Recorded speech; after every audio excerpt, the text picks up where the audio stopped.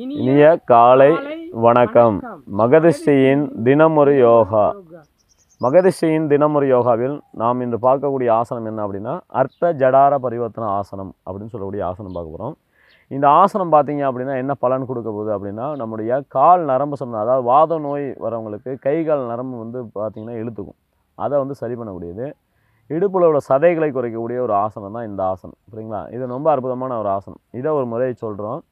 இது எப்படின்னு செஞ்சு காமிச்சிட்டு அதுக்கப்புறம் பார்த்தீங்க அப்படின்னா, நம்ம வந்து டெய்லி பார்க்குறோம், ஏதாச்சும் ஒரு பழங்களை பற்றி பார்க்குறோம், அதேமாரி நிறைய மூலிகைகளை பார்க்குறோம், நிறைய உணவு வகைகள் வந்து நம்ம மகரிஷி தினமொரு யோகாவில் வந்து விளக்கம் கொடுக்குறாங்க. அதை எப்படிலாம் நம்ம பயன்படுத்தணும் அப்படின்னு சொல்கிறாங்க. அதில் இன்றைக்கி பார்த்தீங்க அப்படின்னா, அருகம்புல் அப்படிங்கிற ஒரு மூலிகை பற்றி நம்ம சொல்ல போகிறோம். இது ரொம்ப அற்புதமான ஒரு மூலிகை. இது வந்து கர்ப்பதேகம், அதாவது உடம்பை காய சித்தி பண்ணக்கூடிய ஒரு அற்புதமான ஒரு மூலிகையும் கூட.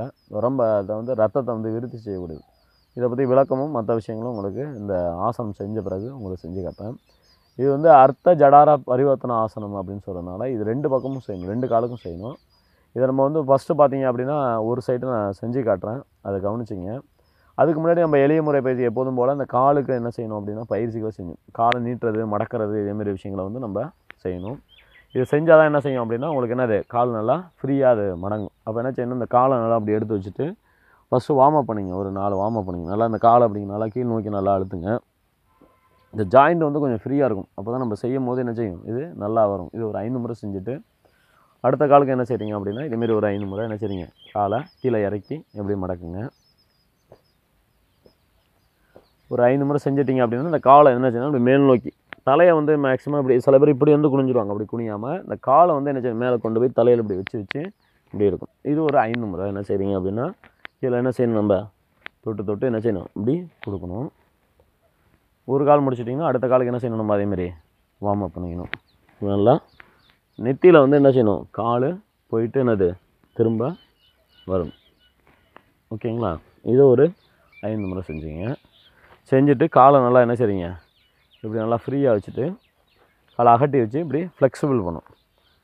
காலை நல்லா இந்த ஜாயிண்ட்டை மேக்ஸிமம் இந்த ஜாயிண்ட்டை ஃப்ரீ பண்ணிங்கனாவே இந்த ஆசனம் அது நீங்கள் செய்கிறதுக்கு ஈஸியாக இருக்கும்.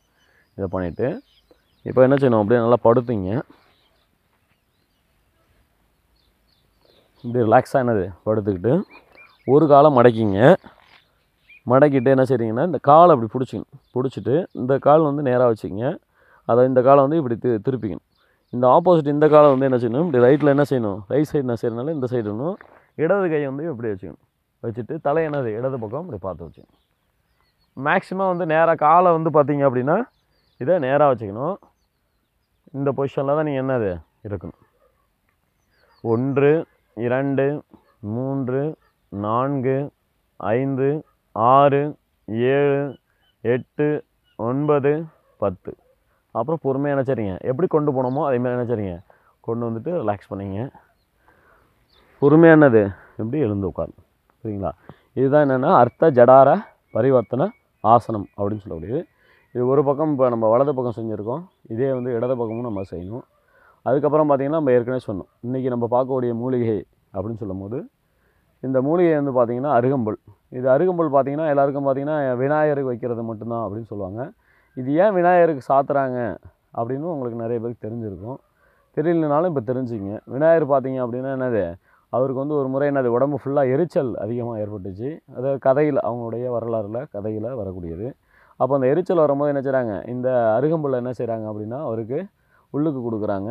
அதை வந்து என்னது மாலையை நம்ம சாத்துறோம். முன்னாடி உள்ளுக்கு கொடுத்தாங்க, அதை என்ன செய்யணும், மாலையை சாத்தும் போது என்னது அந்த எரிச்சல், உடம்புல உள்ள எரிச்சல் வந்து குறையுது அப்படின்னு சொல்லி என்ன செய்கிறாங்க, அவருக்கு அருகம்புல் வந்து என்னது படைக்க ஆரம்பித்தாங்க. அதான் அவருக்கு என்னது அருகம்புல் பிடிக்கும் அப்படின்னு சொல்லிட்டு எல்லோரும் அருகம்புல் வச்சாங்க.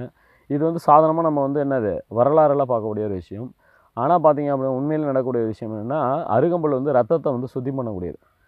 ஸ்கின்னில் வந்து டிசீஸு, நம்ம தோல் நோய் அப்படின்னு சொல்லுவோம். ஸ்கின்னில் வந்து பலாப்பலாவாக வெடிச்சு விழுவும். சில பேர் ஸ்கின்னில் வந்து என்னது தீர்க்கப்படாத நோயெல்லாம் இருக்கும். ரொம்ப வருஷமான டாக்டர்கிட்ட காட்டுவாங்க. ஆனால் அந்த நோயை என்ன செய்ய முடியாது, ஸ்கின் சம்மந்தப்பட்டதை சரி பண்ண முடியாது. ஏன்னா உள்ளுக்குள்ளே ரத்தத்தில் பரவுறது தான் என்னது உங்களுக்கு ஸ்கின்னில் பிரச்சனையாக வர்றது.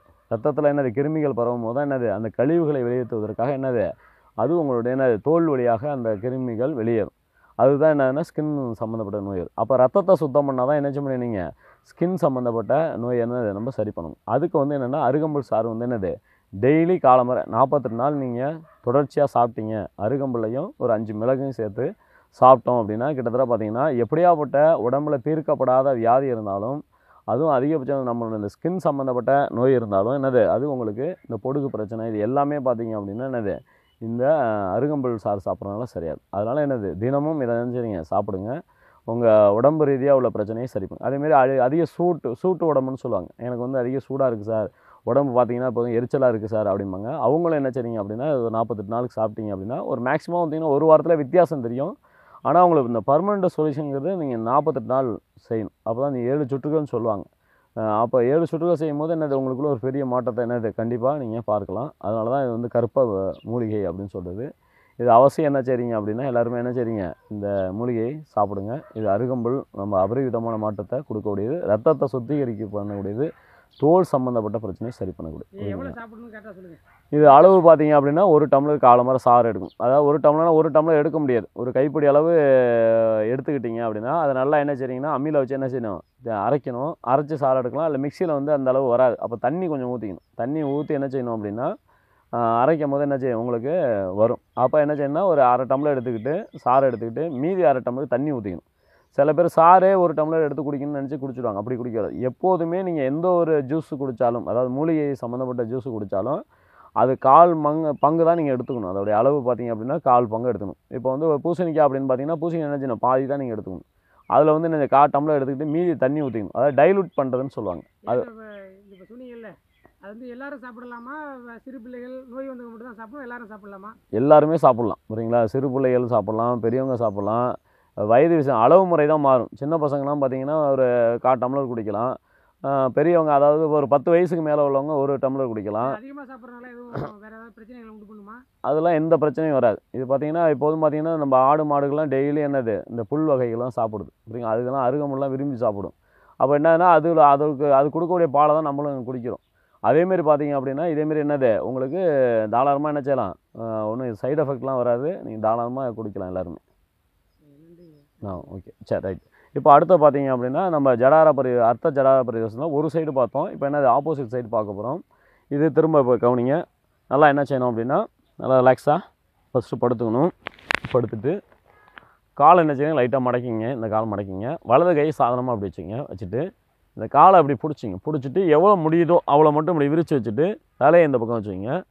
1 2 3 4 5 6 7 8 9 10 அப்படியே ரிலாக்ஸாக திரும்ப கீழே இறக்கிங்க. காலை இறக்கிட்டு பொறுமையாக நீட்டிக்கிட்டு ரிலாக்ஸாக என்ன செய்றீங்க ஒரு சைடு ஒர்க்கிழிச்சு அப்படியே எழுந்து என்ன செய்யணும் நம்ம உட்காரணும். ஓகேங்களா? இது என்னது அப்படின்னா ரிலாக்ஸ் பண்ணியாச்சு. இப்போ இந்த ஆசனம் திரும்ப இதோடைய பலன் சொல்கிறேன். இது வந்து பார்த்திங்கன்னா இந்த கால் நரம்பு சம்மந்தப்பட்ட அதாவது வாத நோய் வரும்போது கை கால் நரம்பு இழுத்துரும். அப்போ இந்த நரம்பு மண்டலத்தை இது பலப்படுத்தக்கூடியது. சரிங்களா? வாத நோய் வராமல் இருக்கக்கூடிய ஒரு அற்புதமான ஒரு பயிற்சி தான் இந்த பயிற்சி. சரிங்களா? அது வந்து இடுப்பு சம்மந்தப்பட்ட இடுப்பில் உள்ள தேவையில்லாத சதைகள் இருந்துச்சு அப்படின்னா இதில் குறையும். அதனால் நரம்பு மண்டலத்தையும் இடுப்பில் உள்ள தேவையில்லாத சதையும் குறைக்கக்கூடிய ஒரு அற்புதமான பயிற்சி தான் இந்த பயிற்சி. இதனால் என்ன செய்றீங்க எல்லோரும் செஞ்சு முழுமையாக பலன் அடைங்க. அது மட்டும் இல்லாமல் உங்கள் சொந்தக்காரங்க உறவினர்கள் இவங்களுக்கும் இது சம்மந்தப்பட்ட விஷயங்களை சொல்லுங்கள். முடிஞ்ச அளவு என்ன செய்யணும் நம்மளுக்கு இந்த விஷயங்களை சொல்லும். அதாவது ஒருத்தவங்களுக்கு பொருள் கொடுத்து உதவி செய்கிறோமோ இல்லையோ அவங்களுக்கு நல்ல விஷயங்களை நம்ம போதிக்கும் போது என்றைக்காச்சும் அவங்க லைஃப்பில் என்ன செய்யும் இதேமாரி விஷயங்கள் என்னது பயனுள்ளதாக இருக்கும்.